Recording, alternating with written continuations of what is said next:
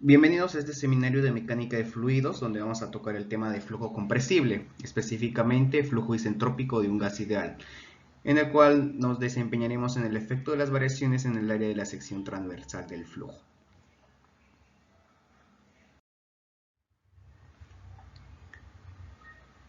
Entonces vamos a ver el caso para un flujo isentrópico de un gas ideal. Vamos a considerar un flujo isentrópico unidimensional, en el sentido de que se va a mover en una sola dirección. Vamos a considerar una sola coordenada. También de que sea estable, no vamos a evaluar efectos de turbulencia. Y vamos a considerar que nuestra sustancia va a ser un gas ideal, con valores constantes de calores específicos, el Cp y el Cv. Esto en la realidad no sucede. El Cp y el Cv varían con la temperatura, pero para efectos de cálculo y poder determinar expresiones conocidas, vamos a considerar que los valores constantes, valores de calores específicos, se van a mantener constantes. Primero vamos a partir por estudiar el efecto de las variaciones en el área de la sección transversal del flujo.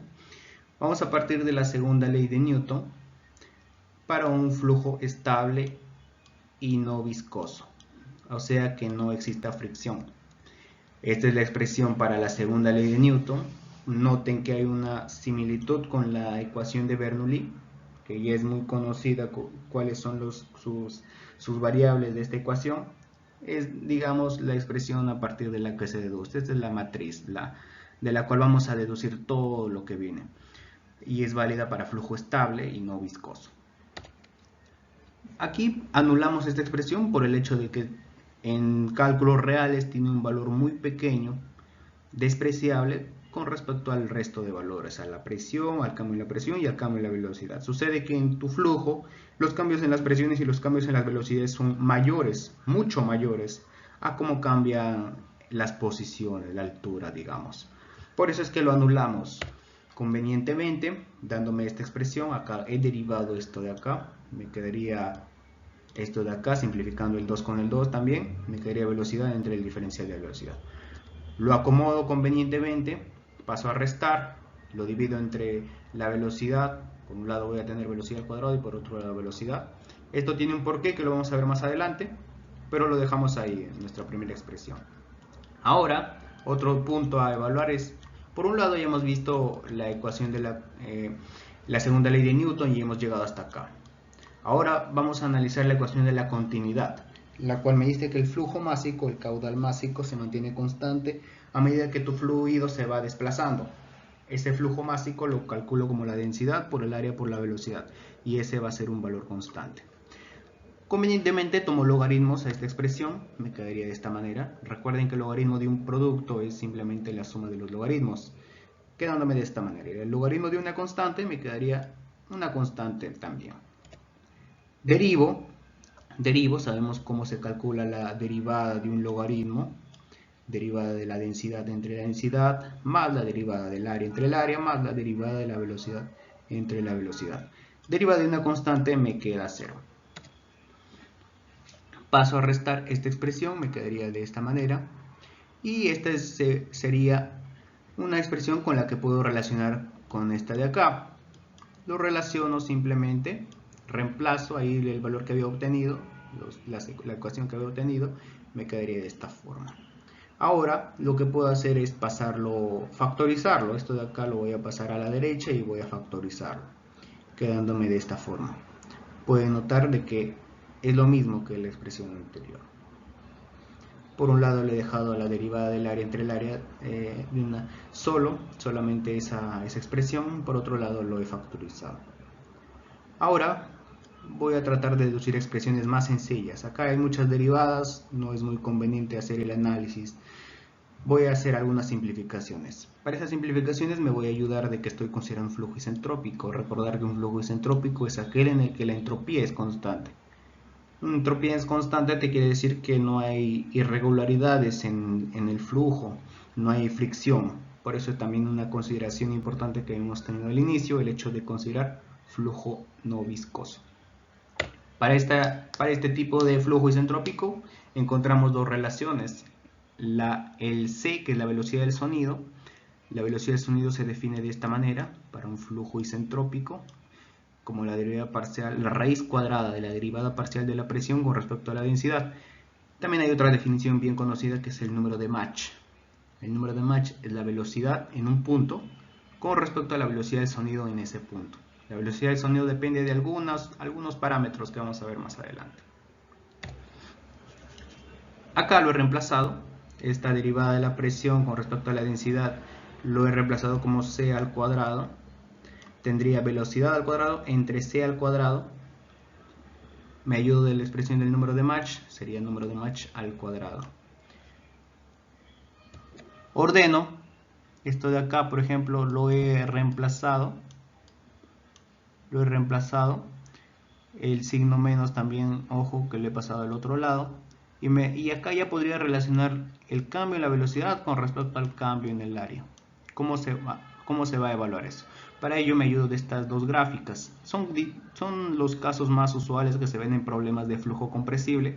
Por un lado tengo el área que va a ir aumentando, se dice tobera divergente.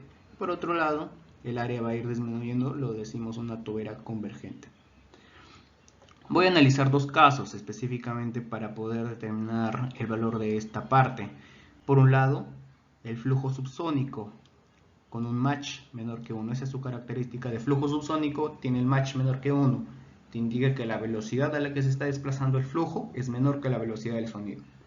Por otro lado tengo el flujo supersónico, que te dice que el Mach es mayor que 1. Es decir, la velocidad a la que se está desplazando el flujo es mayor que la velocidad del sonido.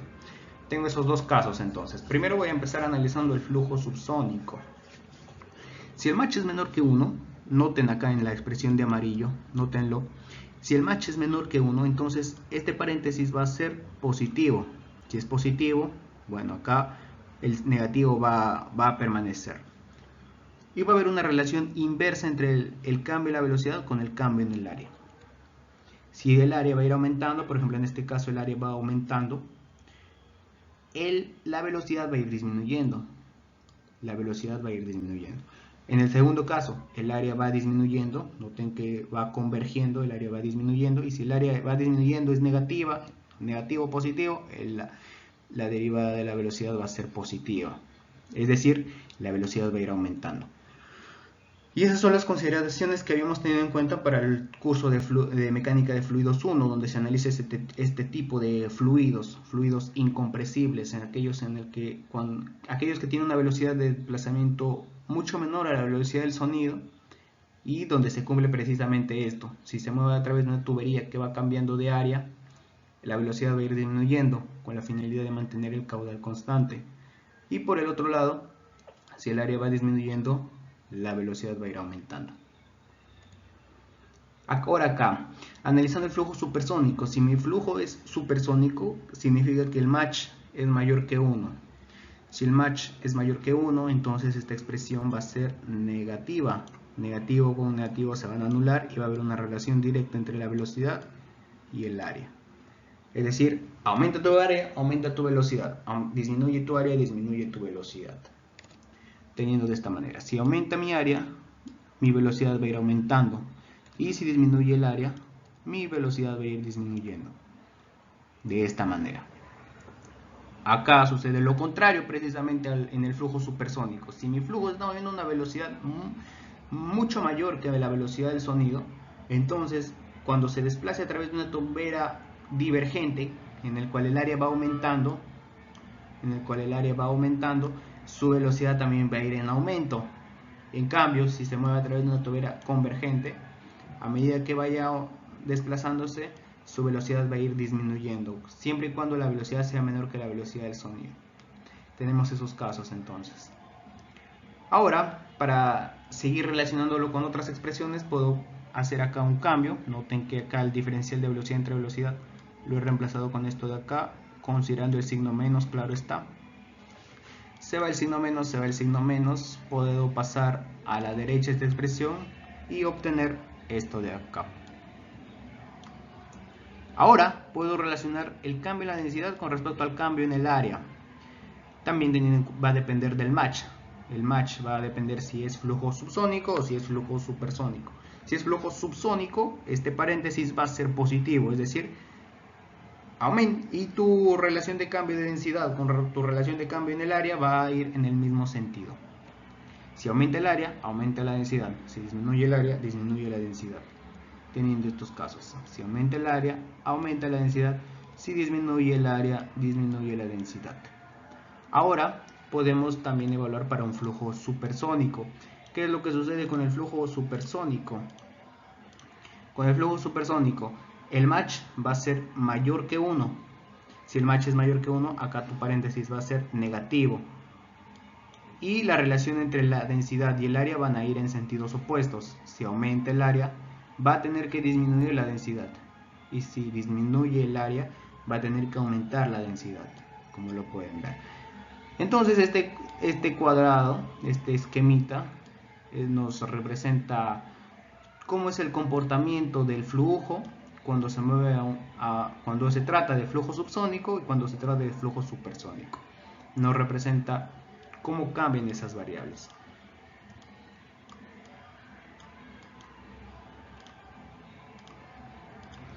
Ahora, recordemos justamente de la ecuación de la continuidad. De continuidad recordamos que es igual a la densidad por el área por la velocidad. Eso es una constante. Acá el flujo másico va a permanecer constante a medida que se vaya desplazando. Eso no tiene por qué disminuir ni aumentar. Va a mantenerse constante. Y observen cómo cambian las propiedades precisamente de las cuales depende el flujo másico. El área va aumentando, la densidad va aumentando. Si el área y la densidad van en aumento, tiene que algo disminuir. En este caso la densidad, la velocidad es la que disminuye. Y en todos los casos se puede ver un comportamiento similar. Si hay dos variables que aumentan, hay una que disminuye. Si hay dos que disminuyen, tiene que haber una que aumente. O sea, tiene que haber una variable que compense la ganancia o la pérdida de las otras dos, para que tu flujo másico se mantenga constante en todo momento. Ahí a modo de acotación de lo que habíamos visto. Finalmente ya vamos a hacerle unos últimos retoques a esas expresiones que habíamos obtenido, notando por ejemplo aquí el cambio que le he hecho ha sido de la ecuación anterior, de esta ecuación. Voy a borrar un poco la pizarra para que se pueda notar mejor. Aquí el único cambio que he hecho ha sido de esta expresión que había obtenido en esta parte, lo he alterado el orden de las variables. Acá el diferencial de velocidad lo he pasado a este lado y todo lo que estaba en este lado lo he pasado hacia arriba en el numerador, quedándome de esta manera, de esta expresión. Eso me va a permitir hacer una pequeña acotación. Noten qué pasaría si el match es 1 en este caso. O sea, cuando la velocidad a la que tú te estás moviendo es igual a la velocidad del sonido. ¿Qué es lo que va a suceder? Que esa derivada va a ser negativo. Y una derivada que te dé negativo te indica o bien un máximo o bien un mínimo, precisamente. Entonces acá me está diciendo va a haber un área o bien máxima o bien mínima. Ahorita tal vez no lo pueda deducir, pero haciendo un razonamiento vamos a encontrar que para flujo isentrópico estable de un gas ideal, la condición sónica, así se le llama cuando el match es igual a 1, se puede lograr en ducto convergente divergente. Ese ducto tiene esta característica, esta geometría. Por una parte converge y por una parte diverge. Esa área mínima se presenta precisamente en este punto. En este punto en el que la velocidad es igual a la velocidad del sonido. Ese es el área mínima justamente. Bien, y hasta ahí ha sido todo el desarrollo de la sesión. Si les ha gustado, suscríbanse, denle un like. Si tienen problemas que les gustaría compartirlo, coméntenlo.